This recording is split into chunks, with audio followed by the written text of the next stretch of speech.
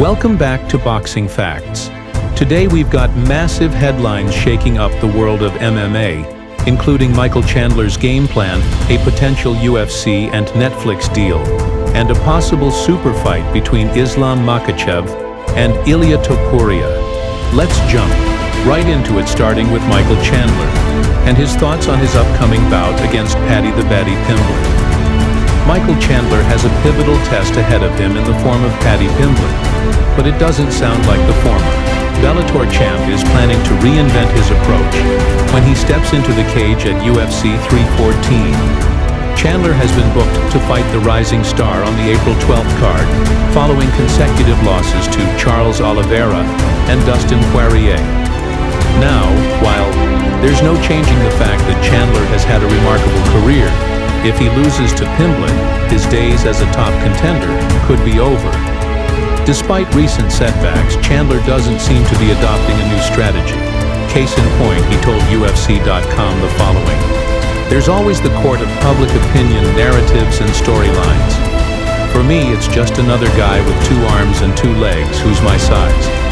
I've been doing this since I was 14 years old, essentially. Hand-to-hand combat on the wrestling mats, and then in mixed martial arts for 15 years. So it's a lot of the same. I'm going to go out there, put the pressure on him, hit him with some big shots, and see if he can hang." Now, it's possible that Chandler might switch gears and look to counter-strike, but that seems highly unlikely. While he's come up short in several UFC fights, he's largely faced elite competition, and he's made it clear that he plans to vet whether Pimblett belongs among the best at 155. Meanwhile, Paddy Pimblett also spoke to the UFC crew. He firmly believes Chandler won't make it the distance at UFC 314. "I'm ready to do 5 rounds, Paddy said. "I've done 5 rounds in Cage Warriors before, but this isn't going 5 rounds. Chandler is getting finished in 2. He also noted that a win at UFC 314 could put him 1 win away from a title shot. And his fellow Englishman Michael Bisping agrees. If he gets the job done against Michael Chandler, and he just might do that, then I'm telling you Paddy Pimblett is probably 1 fight away from fighting for a belt. Whether you like it or not, whether you say, but he had cherry-picked matchups, or he was slow-rolled just like a lot of other fighters like Sugar Sean O'Malley. The truth is, the competition has progressively gotten harder for Paddy Pimblett. That's a fact. So what do you think, fight fans? Does Paddy finish Chandler inside 2 rounds? Or will Iron Mike Chandler shut down the hype as UFC 314 draws near? Let's move on to another shocking headline. Dana White is reportedly confirming serious interest in ending the UFC's partnership with ESPN and turning instead to Netflix. Yep, you heard that right. The long-standing relationship between UFC and ESPN, once seen as solid and unshakable, might be heading for a major split. According to a report from Eric Richter of the New York Post, Dana White has already made up his mind behind closed doors. So what pushed the UFC to the edge? Sources say the final straw was the absolute disaster that was Pereira versus Ankalaev, a card that should have been huge, but instead was remembered for all the wrong reasons. During the main event, fans were hit with a flood of streaming issues on ESPN+. Many couldn't even load the fight. Buffering became unbearable and the backlash was instant. Even some fighters jumped online to express their frustration, pointing out how ESPN's tech failures have become a recurring theme. Let's be honest, this wasn't the first time ESPN Plus has developed a pretty bad reputation for unreliable service, especially during high-stakes pay-per-view events. Behind the scenes, things are getting tense. The UFC is reportedly furious about ESPN's outdated technology and poor user experience. Meanwhile, ESPN isn't happy either. They're blaming low PPV numbers and shrinking returns. And here's where it gets even worse.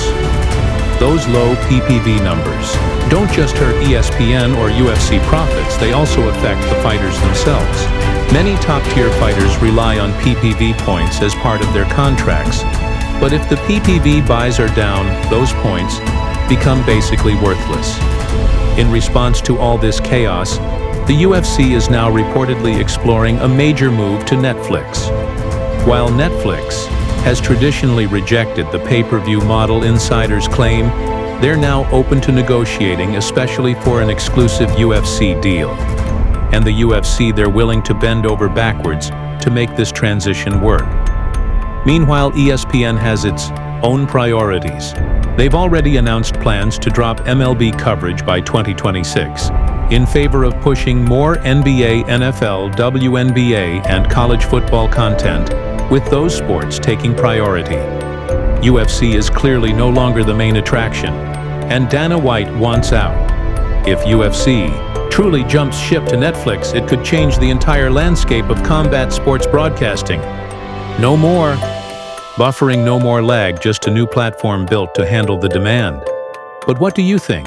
Have you ever had issues streaming UFC fights on ESPN Plus? Did it ruin a card for you? Let us know in the comments. Your voice matters. Alright, let's move on to a story that's had the entire MMA world buzzing: a recent leak that set social media on fire. Ilia Topuria versus Charles Oliveira. That's right. During a Spanish-language broadcast of Saturday's UFC event, a surprising graphic appeared on screen. And it wasn't just any graphic. It clearly displayed a matchup between Topuria and Oliveira, as if the fight had already been officially booked. Within seconds, the MMA community exploded with speculation. Twitter, Reddit, YouTube. Everyone was talking about it. Could it be true? Is this the next super fight? But hold on, not so fast. According to UFC officials, the supposed leak was a total mistake. Speaking to Alex Bahan of MMA Mania, the promotion quickly issued a statement clarifying the situation. They said the matchup was not official and that the graphic had been displayed in error. Still, that hasn't stopped fans from dreaming and speculating. Because let's be honest, this accidental leak feels a little too specific. Topuria versus Oliveira isn't some random fantasy booking. It's a realistic high-stakes showdown that actually makes sense, especially given where both fighters are in their careers. Let's talk about Topuria for a second. After vacating the featherweight title reportedly due to brutal weight cut issues he's made, it's crystal clear he wants a second belt, and he's not waiting around. So far in 2024, Topuria is a perfect 2-0, but those weren't just wins. They were statement victories. Historic knockouts over Alexander Volkanovski and Max Holloway, two legends of the game. With performances like that, many fans expected him to move directly into a lightweight title fight, most likely against Islam Makhachev. But if Makhachev isn't ready, or if timing doesn't align, Charles Oliveira is the other big name in the mix. Let's not forget, Oliveira is a former lightweight champion and one of the most exciting fighters in the UFC. His grappling, his striking, his ability to pull off wild finishes. He's the kind of guy that makes any fight feel like a main event. So now we're left wondering, was this really just a broadcasting blunder? Or did someone at UFC let the cat out of the bag a little early? Either way, the possibility of Topuria versus Oliveira has fans buzzing. It's hard not to get hyped. So what do you think? Was the leak an honest mistake, or an early sneak peek at a fight that's already in the works? Let us know your thoughts in the comments below. Let's talk about another major moment that's got the fight world fired up. Paddy Pimblett going off on Arman in an explosive rant that left no room for doubt. This all went down during Paddy's appearance on the Full Send podcast, and let's just say he held nothing back. Paddy went straight for the jugular, calling Arman Tsarukyan a little posh boy who's had everything handed to him on a silver platter by his dad. That's a bold accusation, and it didn't stop there.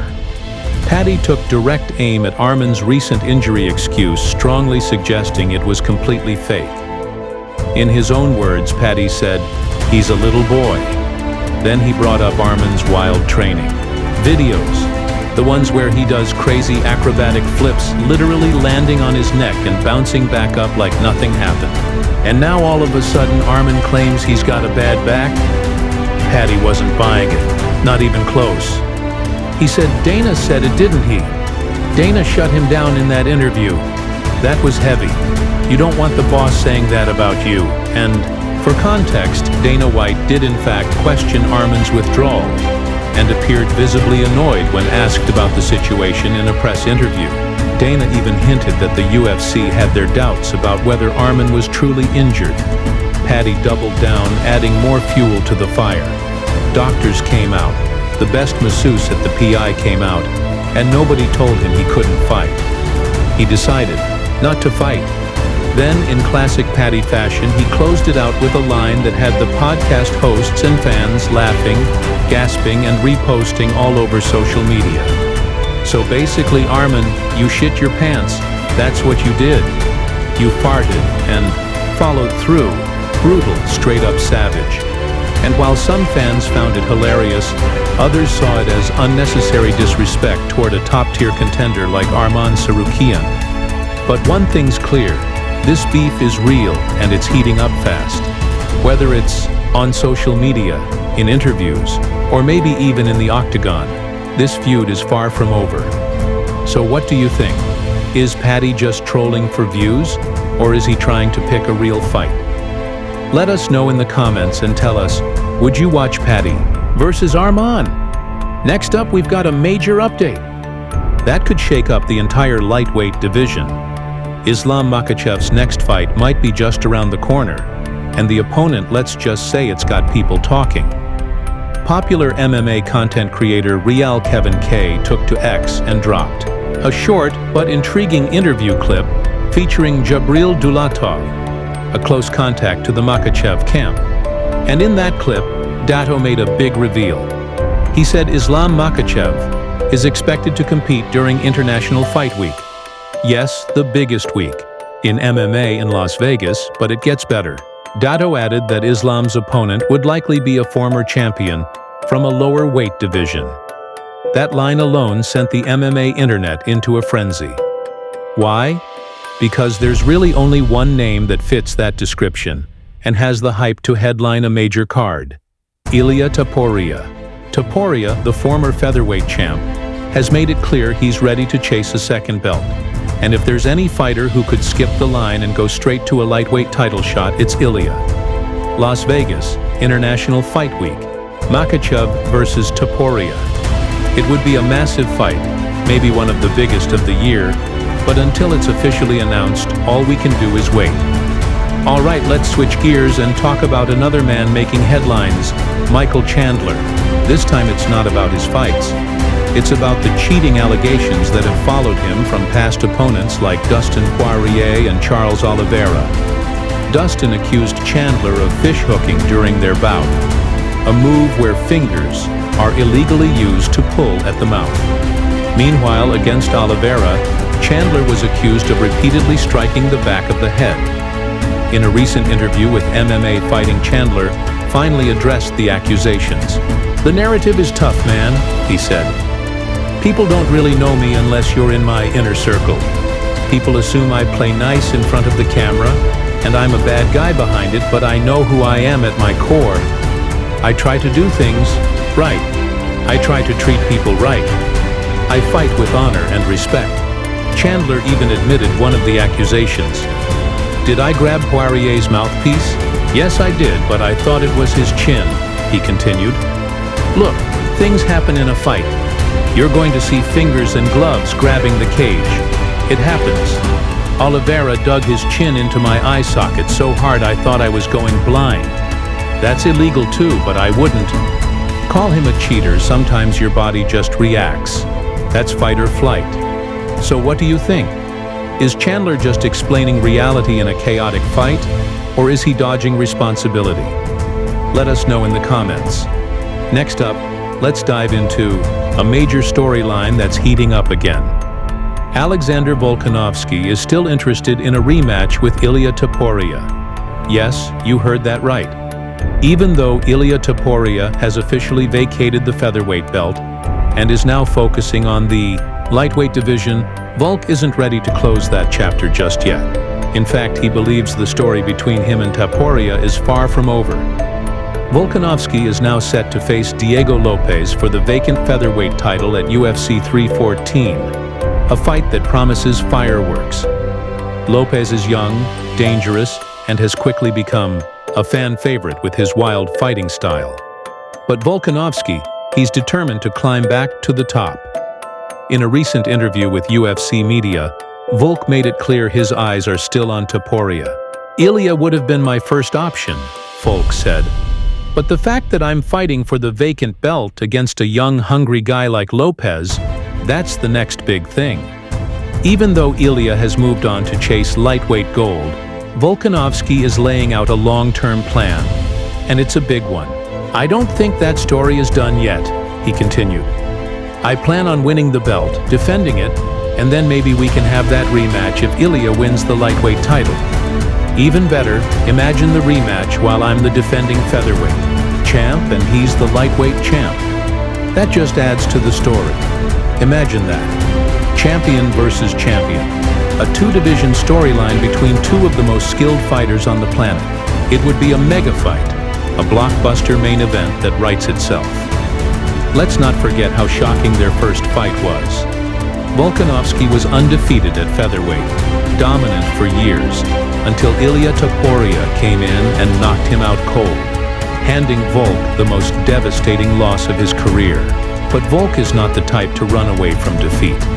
He wants redemption, and now with the featherweight belt on the line once again, this is his chance to rebuild, reclaim, and reignite that rivalry. So the question is, will Ilya stay at lightweight? Or will he eventually come back down to settle unfinished business? If both men end up as champions in their respective divisions, that rematch could be one of the biggest fights in UFC history. What do you think? Should Topuria and Volkanovski run it back, or is that surprising but exciting news? Dustin Poirier is returning to UFC 314, but this time as a desk analyst. That's right, the Diamond won't be inside the octagon this weekend, but he will be delivering his insights and breaking down the action from behind, the analyst desk. Poirier will be joining UFC veterans Chael Sonnen and Anthony Smith on the official post-fight show, offering expert analysis and behind-the-scenes perspective as the dust settles after an action-packed night. John Anik will once again serve as the lead commentator cageside, bringing his signature sharp calls and play-by-play energy. Joining him on commentary will be none other than Daniel Cormier and Joe Rogan, a legendary trio that promises nothing but entertainment and expert breakdowns all night long. This will mark Dustin Poirier's fourth time serving as an analyst for the UFC. He made his debut on the analyst desk back at UFC 287 in Miami, impressing both fans and insiders with his calm presence and deep understanding of the fight game. Since then, he's been invited back for UFC 303 and UFC 308, quickly becoming a fan favorite in this new role. It's clear the UFC values Poirier not just as a fighter, but as a veteran voice who brings credibility, authenticity, and knowledge to the desk. Interestingly, Michael Chandler, Poirier's former opponent and current UFC 314 fighter, took to social media to respond to the news. His reaction, just 3 words, "should be fun." Simple, subtle, but very telling. Chandler will be stepping into the cage at UFC 314 for a highly anticipated clash against Paddy Pimblett